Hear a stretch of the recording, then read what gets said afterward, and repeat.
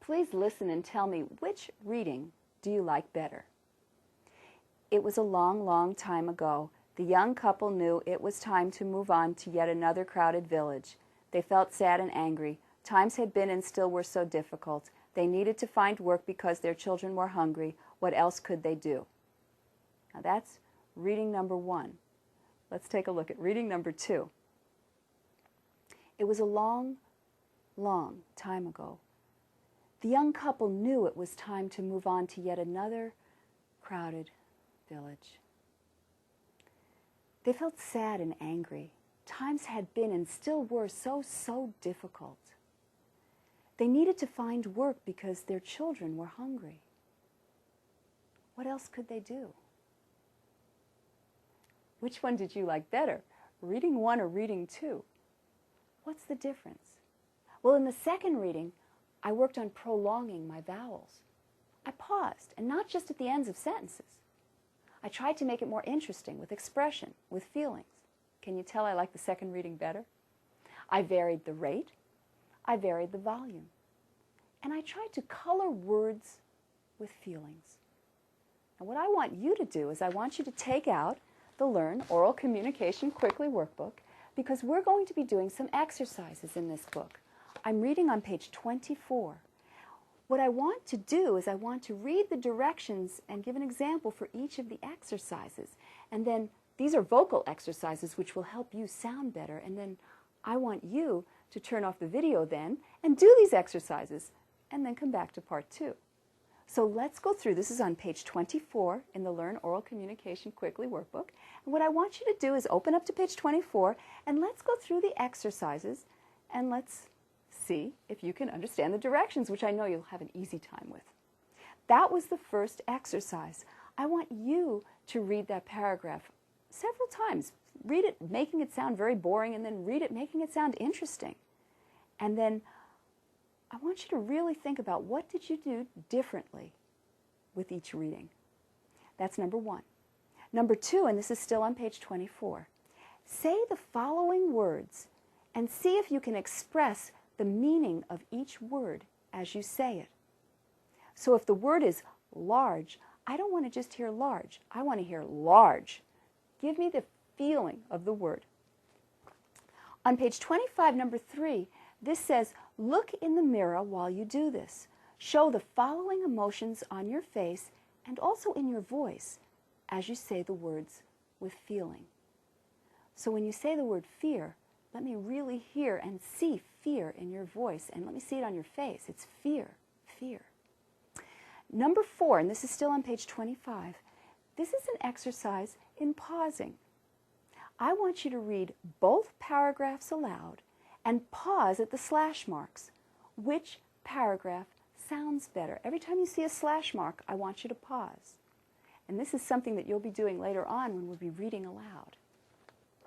Now, on the next page, which is page 26, exercise number 5 is in volume. You want to read each sentence out loud, and the first time you read it loudly, very loud. The second time, read it softly, very soft. So the first time, loudly, the second time, softly. Don't buy that. Don't buy that. Tell me, in what types of situations would you say each of these sentences loudly or softly? And what happens to the meaning of the sentence when you change the volume? So take a look at the sentences, say them out loud. Don't do it in your head. Say it out loud and try to answer those questions. And number 6, say the following phrases 3 times showing anger, fear, and joy as you do.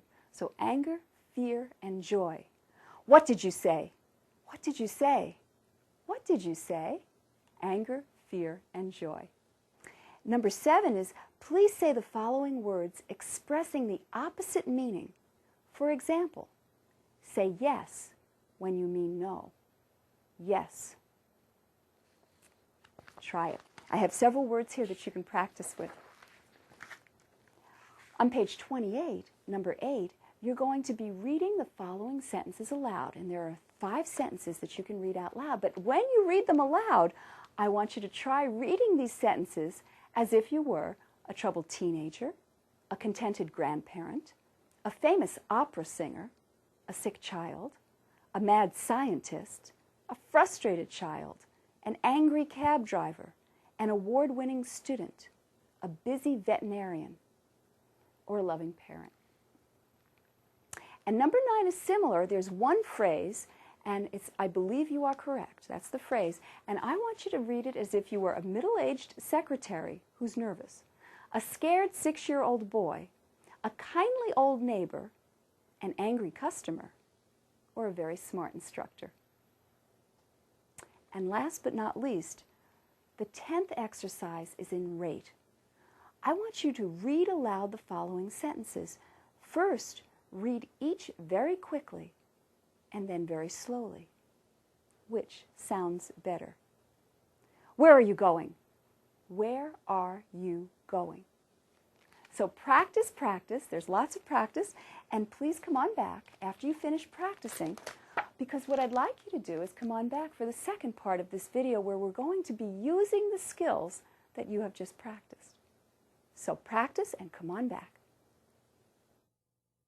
Now that you can read with expression, let's talk about the art of oral interpretation of literature, or the art of reading out loud. A long time ago, before computers, TV, radio, newspapers, cars, and the printing press, people did a lot more public speaking and reading out loud. In fact, in ancient Greece, people competed not only in Olympic Games, but also in contests of reading performances as well. They came from all over the country to compete, reading parts from the Iliad and the Odyssey. Whoever could make the audience feel the literature the best was the exemplary oral interpreter. When you read a piece of literature well, you enable the audience to picture the story in their minds. Oh, using your imagination is so important. Studies show that children who are read to when young will enjoy reading and will read better when older. They've learned how to imagine, how to see the spoken words in pictures in their mind's eye. The more you can imagine, the more you can dream and set goals. The more you repeat that dream, the more possibility of it or something better coming into your life. Keep dreaming. New business, new product, new life, new classes, new occupation. It's called visualization, and successful people do it all the time. Practice by visualizing what you want and really see it. Then practice by visualizing whenever you read. See the characters. See the pictures in your mind. Let your brain be a movie screen, or let your brain be the camera. But practice, imagine. It's an invaluable skill to have, not just for oral interpretation, but for life, your life. When you read a piece of literature and see the picture in your mind, you can ask yourself some questions. What is the point of view? Is it first person, I, my, me, we, ours, us? Is it second person, you, yours? Is it third person, he, she, it, they, them, theirs? Who's saying these words? Who is it? Who has the author created to say those words? When you read a book like Crime and Punishment, what does Raskolnikov look like? When reading to your children, what does Little Red Riding Hood? What do the Three Bears look like? What does Thomas Hardy's Tess look like? Whatever book you're reading, whatever piece of poetry, prose, or drama, learn the identity of the people involved. What do the characters look like? What does the narrator look like? What do the people who are speaking, what do they look like? Is it he or she? Are they young or old? Educated? Not educated? Tall? Short? Working? Not working? What do they do? What would they eat for breakfast? What kind of clothes would they wear? What kind of vacation would they go on? I know, it probably doesn't tell you all this in the poem you're reading or in the book you're reading. Use your imagination. The narrator often is just a voice. So how can you tell who they are? It's time to be a detective. Look for clues and then use your imagination. Do you see the narrator or the narrators in jeans and a sweatshirt? Or is the narrator in a three-piece suit? Is the narrator the type who would eat oatmeal and raisins for breakfast, or dry wheat toast and black coffee, or perhaps macadamia nut waffles? Imagine if you're reading your own work, your own poetry, prose, or drama, then these questions will be easier for you if it's your own piece. But if you're reading the work of someone else, look for the clues. What kind of words are they using? What's the feel of the piece? Next, who or what are they speaking to? Are they speaking to themselves? Because when you speak to yourself, you kind of talk like this, you know? Are you speaking to a group of people? When you speak to a group of people, you look at everybody. Or perhaps you're speaking to just one other person. Remember, the writer has created a speaker to say these words. Who is the speaker? And sometimes the writer has created more than one speaker. Now, when is this person speaking? Not when was the book written, or when was the poem written, or when was the play written, but when is the person speaking? Can you get a feel for it? Is it in the spring, the summer, the winter, or the fall? You know, I feel differently in the spring than I do in the fall. Is it in 1950 or 1980 or 2010? Is it in the morning, the afternoon, or the evening? I feel different in the morning than I do in the evening. And I felt different in the 1970s than I do now. Where are they speaking? Are they in the United States or Canada or France or Germany? Are they in the house, in a bedroom, living room, yard? Are they in a park? Are they in the country? Are they in a city? Get a picture in your mind. What kinds of feelings does the speaker have? How is he or she sharing their feelings? In what way? Can you feel it? Can you see it? Are they sad or angry? Are they bored? Are they confused? Have you got the idea about analyzing literature? Well, let's practice. A little while back, Jeanette Adams, a poet and teacher who works at CCNY in New York City, that's the City University in New York, she was at a faculty meeting, and it was a pretty boring meeting. And so instead of doodling, she used her imagination and wrote the following poem called Me and 6 Foot Sam.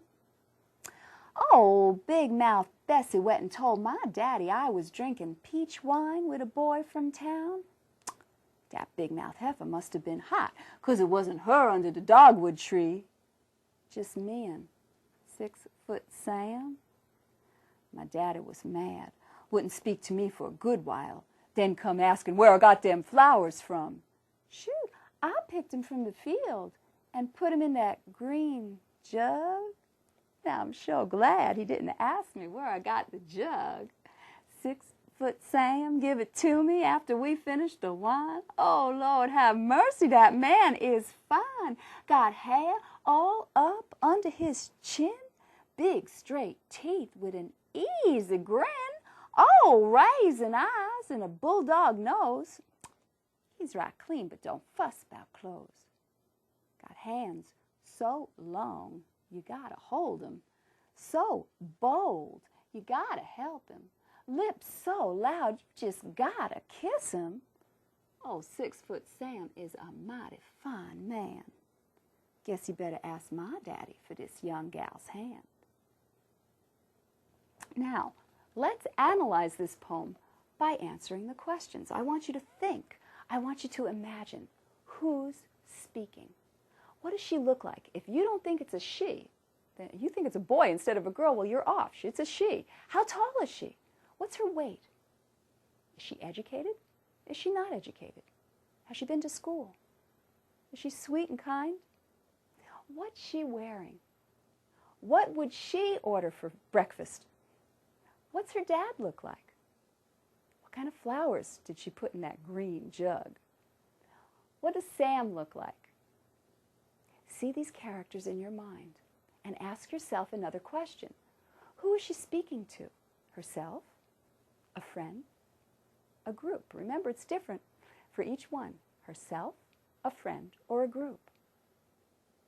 When is she speaking? In the spring, the summer, the fall, or the winter? In the AM or the PM? The 50s, the 60s, the 70s, the 90s? When? Where is she speaking? Is she inside? Is she outside? Is she in a bedroom? The kitchen? Is she in the north? Is she in the south?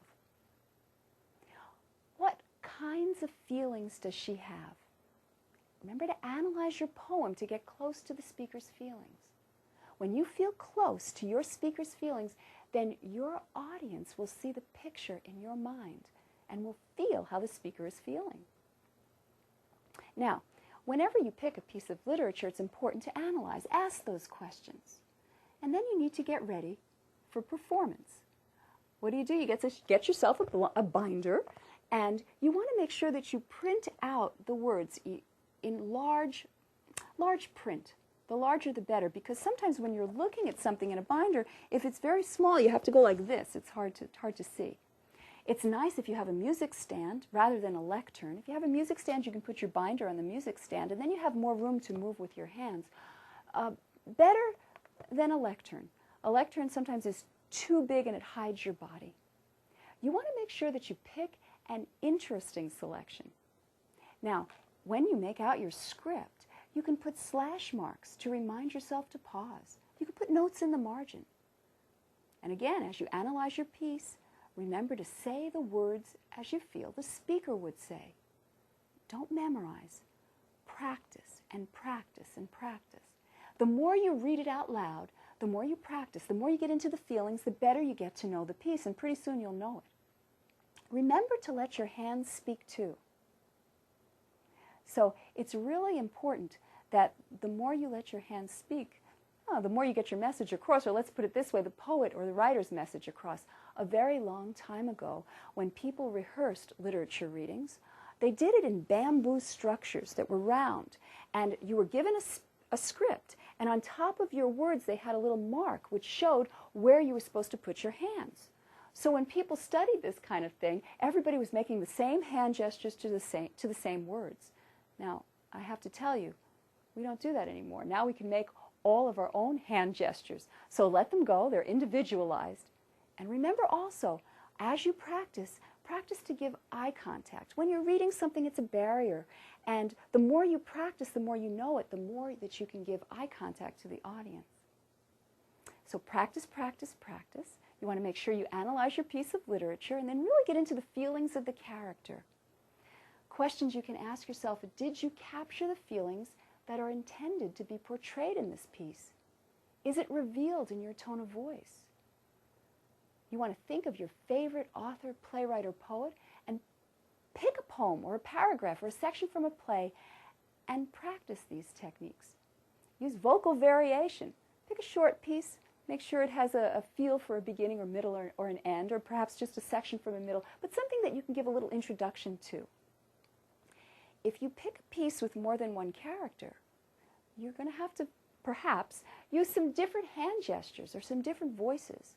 One technique is also to put the characters on different dots on the back wall.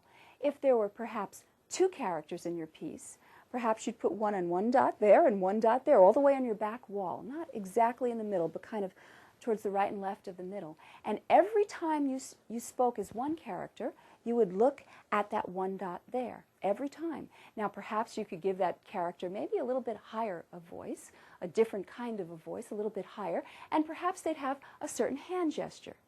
And the other character, you would look at the other dot, and every time you spoke in that character's voice, perhaps the character would have a deeper voice or a different kind of a voice, maybe a gravelly voice, and perhaps they'd have a different hand gesture. So that each time you went from one character to the other, there'd be just a short distance between. You would stare at that point, have a different voice, a hand gesture, to give the audience the idea that it's a different character. Now, if you go like this, and you go like this, and you go like this, and you go like this, it kind of looks like a comedy routine, and it doesn't always work. But if you picked 2 points on the back wall and really worked on it and really practiced, oh boy, your audience would really see 2 different characters. So remember, answer the questions that you use for analyzation, and you can find them in the Learn Oral Communication Quickly, Chapter 4. It's in the workbook, Learn Oral Communication Quickly workbook. And you'll also find in this workbook pieces of literature. You'll find some questions for analysis, and you'll find a test at the end, and some tips and more information on speech critiquing by me. You will find some literature selections by 3 poets, Jeanette Adams, Jan Andy, and Terry Hertzler. So read through some of the poems. If you don't have a favorite poem or selection that you know of, you can always check the back of the book for some that you can practice with. Well, you finished. Good job. Now let's use our speaking skills to make a toast. We'll remember to keep it short and sweet and to the point. I really think that when you achieve something special, you should celebrate. Don't you agree? You have just finished what countless others are afraid to begin: oral communication. Keep accepting speaking opportunities whenever you can, and congratulations to you.